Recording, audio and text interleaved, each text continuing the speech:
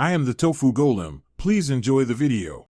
You start by choosing the right water-soluble stabilizer, film for dense fills, topping for plush fabric, backing for light garments. Once chosen, place WSS exactly where the design will stitch and hoop fabric with the stabilizer sandwiched. Make sure the fabric is flat and the stabilizer smooth. Now secure the hoop and trim any excess WSS outside the hoop so it won't catch. This first step prevents puckering and gives your stitches a clean base to build on. You should run a test stitch on a scrap that matches fabric, thread, and needle to dial in density and pull compensation. This saves time. Once satisfied, stitch the design with the WSS supporting each fill in satin.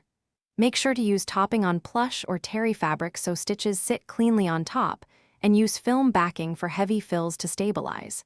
If you notice shifting, slow the machine and reduce density slightly, because tight stitches strain the stabilizer.